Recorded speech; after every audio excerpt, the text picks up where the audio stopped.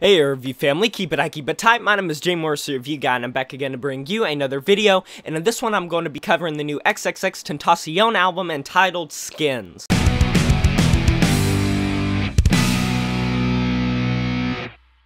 So, XXXTentacion, I think it's kind of obsolete to go over his death, but considering this is the first posthumous release when it comes to an album, I think it's worth mentioning that he did die very tragically. It was a very bad event.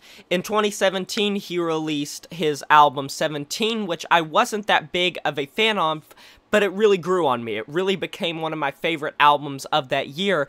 And this year, in 2018, he released his album Question Mark, which I really enjoyed. But where does this album rank when it comes to X? I kind of want to just get it right out and say that I do believe this does feel a bit cobbled together. I think that this is somewhat of a cash grab.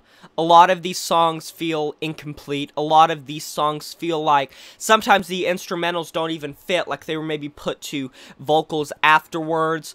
It is a 19-minute album, and yet they're crediting it as an album. I know there's been a ton of hip-hop and rap albums throughout the year that have been very short, very, like, song lengths very low, and having a short album. That's kind of been the trend, but I really feel like this should have been credited as an EP or a mixtape more so. But I am just not that big of a fan of this album. But there are some highlights, and I do think that X gives a really good performance across this album. I just feel like with all of this posthumous stuff, it really does feel like it is thrown together just for the sake of sales. And it's so sad that I have to say that. It's so sad that that's a legitimate thing. So Guardian Angel, which is the second track, actually has a reversed playing of Jocelyn Flores, which was off his album 17, which that's probably one of my favorite songs off the album. It was one of the most critically acclaimed, very sad. Train Food has a very ominous instrumental to it. This is track number 3, and near the latter part of the track, you hear X just kind of shout rapping over it, and I'm assuming this is somewhat to do about suicidal thoughts or depression or something similar to that, which is something that was very prevalent in his music because he himself was struggling with a lot of that throughout his career. Bad is pretty catchy, which was the main single that was released for this album. It was the only single that came out before this album's release. Although this album did leak, I didn't listen to the album when it leaked because I wanted to do it for this review.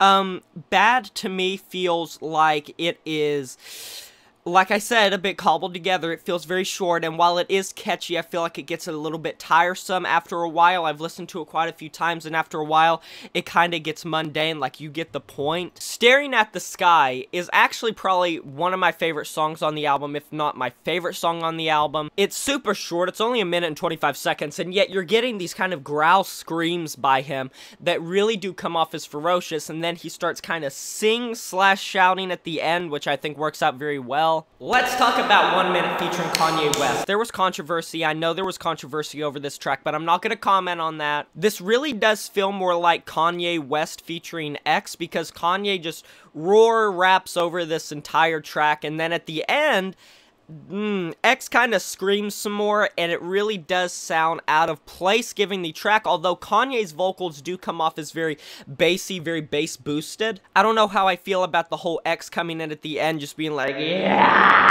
I much prefer the tracks where X kind of showcases some of his vocal abilities when it comes to singing, such as on the final 2 tracks, I Don't Let Go and What Are You So Afraid Of.